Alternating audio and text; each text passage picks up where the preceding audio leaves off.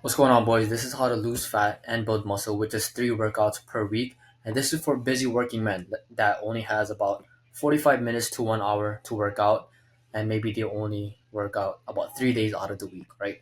Obviously, if you have all of the time in the world and you work out 5 days, 6 days out of the week, this video isn't for you, right? This video is for busy working men only with a really tight schedule, right? As you can see, this picture right here is when I was working 50 plus hour weeks running my cardio selling business.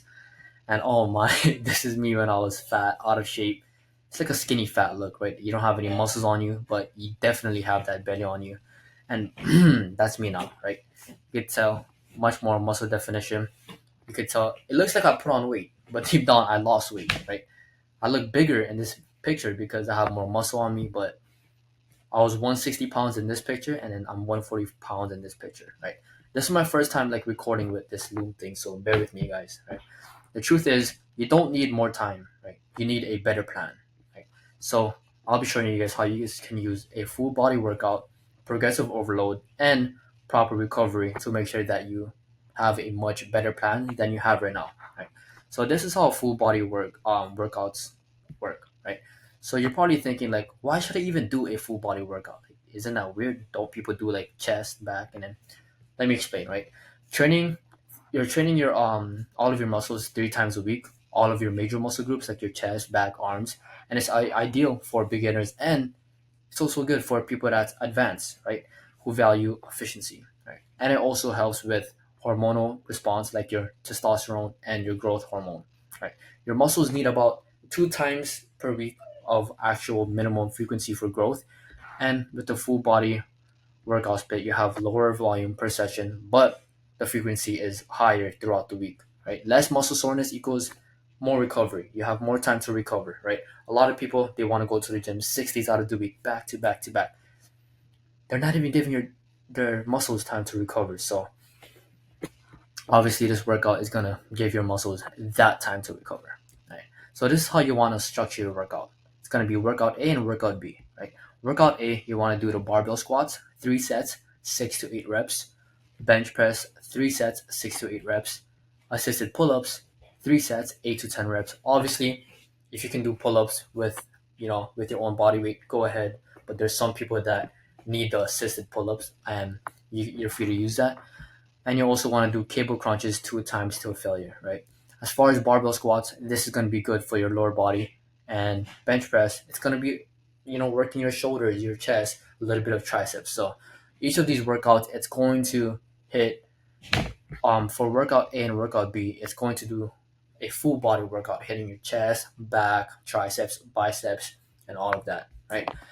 And workout B, you want to do deadlifts, 3 sets of 5 reps, overhead press, 3 sets, about 6 to 8 reps, and lat pull downs, about 3 sets, 8 to 10 reps, and leg raises for your core, 2 sets till failure. Right? I think a lot of people, they tend to say like, oh, why should I? Wait, let me fix this real fast. Bingo. All right. So a lot of people, right? They tend to say like, okay, why should I even train my abs? Aren't abs made in the kitchen? Sorry to break it to you, man, but abs are revealed in the kitchen, not made in the kitchen, right? You need to understand that, right? You have biceps right now, you have abs, you have triceps. I'm telling you, if you starved yourself today, you'll be able to see your biceps. You'll be able to see your triceps and pop out more often because you have less fat covering the actual muscle. But a lot of people, they say, oh yeah, yeah, no, no, no, I'll just reveal my abs in the kitchen. It's not gonna look full. It's not gonna pop out, right? So you need to train your abs. But obviously, it doesn't matter how much times you train your abs. If you're not in a calorie deficit, you're not gonna see your abs pop out. This is so nice. This Loom recording. Sorry for bothering you guys, man, but I just had to say that, right? And obviously, with workout A and workout B, you want to alternate the workouts throughout the week. So week one, you can do workout A, workout B, workout A, and week two, you can do workout B, workout A, workout B, right? Just mess around with it and stuff. And obviously, if you don't know what these workouts are, guess what, man? You have a phone. You search up lat pull downs and go on images on Google, and it'll pop up a lot, right? And then this is how we use progressive overload to make sure that we're actually gaining strength and gaining muscle. Because when you're gaining strength, what does that mean? it means you're putting on more muscle, right? So your body adapts to stress without increasing the demand for it. Then you will eventually hit a certain plateau, right? A lot of people say like, oh no, I'm stuck at 60 pounds. I can't bench 60 pounds anymore. It's because you're not progressively overloading each week, right? So this is how you want to progressively overload. You want to add weight each week if your form is solid, obviously, and if your form is pretty bad, then maybe take a look at that first. Compare yours to other people. Ask a family or friend of yours, like maybe take a video of yourself. But if your form is solid, you want to add weight each week, about 2.5 pounds each week.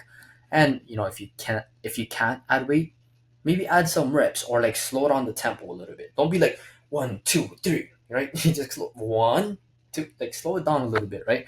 And obviously, if you can't add any more weights and you can't add any more reps, you add some more sets, right? So obviously, you always want to keep progressively overloading, and it doesn't matter whether it's still sets, reps, or weight. I prefer weight, but obviously, if you can't, you have reps and sets. And this is a little example for progressive overload. Let's say we're doing the bench press. Week one should be, 135 pounds for 8 reps. Week two, maybe you can do one more rep, right? 135 by 9 reps. And let's say that's, too easy now. So you want to bump it up and you do 140 by 8 reps. So that's exactly how you do progressive overload. It's, a little takeaway for you guys. Each week, you want to add more sets, more reps, or one more set. Wait, more weight, more sets, or more reps. There you go. Perfect. And here's the little recovery process that a lot of people don't really talk about. Everybody always talks about training, training, training. That's not all what it's all about. You have to recover, right? The two recovery processes: nutrition and sleep, right?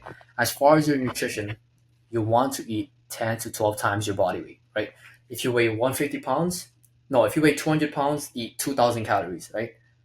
Maybe 2,200 calories. And that's just a little quick estimate on your calorie deficit, right? Obviously, you're trying to lose fat because you clicked on this video. And if you're trying to gain weight, do about 15 times your body weight, right? 16 times your body weight, 14 times your body weight. But this is strictly for people that want to lose weight and put on muscle. So do about 10 to 12 times your body weight. And that's how much calories you should be eating each day, right? And you're like, oh, okay, so when I'm losing weight, do I lose muscle too? No, you don't. And how do you make sure you're not losing muscle? Make sure you're eating your protein, right? Protein, protein, protein. Everybody talks about protein. And as far as your protein intake, scientifically, you'll get away with zero point 0.8 to 1.2 times your body weight. But I know I'm Asian, guys. I know I'm Asian, but my math is pretty bad. So I just like to do 1 gram of protein per pound of body weight. I forgot to put gram right here. Right, gram, boom, right? And then, all right, just a little example for you guys. If you weigh 150 pounds, eat 150 grams of protein, right? And obviously, if you are a little bit more overweight, let's say you're 350 pounds, 300 pounds, do your goal weight instead. Obviously, you don't want to be eating 300 grams of protein every day. I mean, if you can, go ahead, but it might be a little hard. So do your goal weight instead. And I love, if you guys check out my Instagram page, I always talk about the 80-20 rule, right? You want to eat 80% whole foods. What does that look like? Chicken breast, ground beef, salmon, rice, potatoes, fruits, right? All of these things, which is actual whole foods, you want to be eating 80% of that. And the 20% of the times, bro, go ahead and get your Raising Cane's, man. Go ahead and get your McDonald's, right? Go get those little chicken tenders from wherever you like them, right? I like to do 80%, 80-20. And that's because we want this to be a lifelong thing, right? It's not just like a 3 month cutting phase and then gain it back, right? You want a plan that's sustainable for you, that you can maintain for a long run, and not just like oh yeah, no, I want to lose it 3 months and I'm done, right? Why do you think? I love doing this, man. Why do you think the people that lose weight from the keto diet, the carnivore diet, they end up gaining it all back? Why? Because it wasn't sustainable, right? So make sure your diets are sustainable.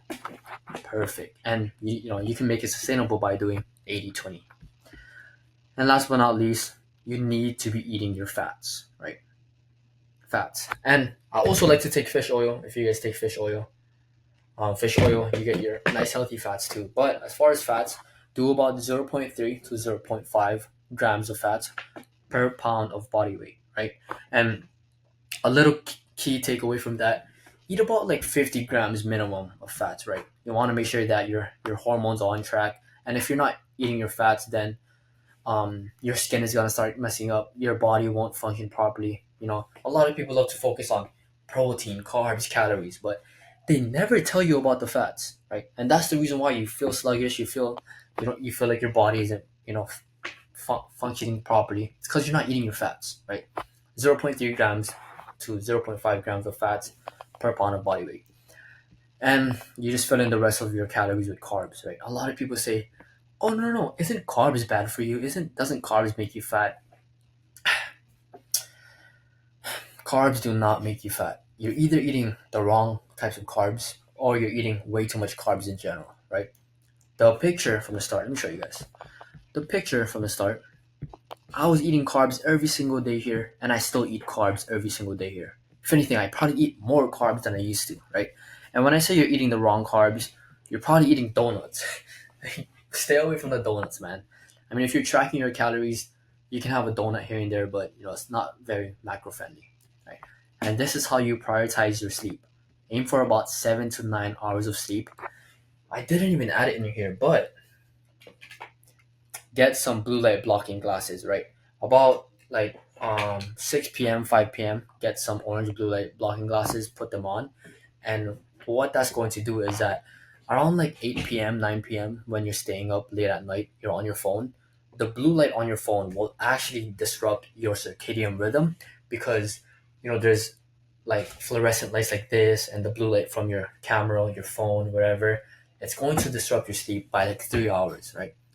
No wonder why you can't fall asleep at night because you're on your phone, looking at the blue light. If anything, just put your phone away, completely dark out. Or let's say you want to scroll on TikTok a little bit.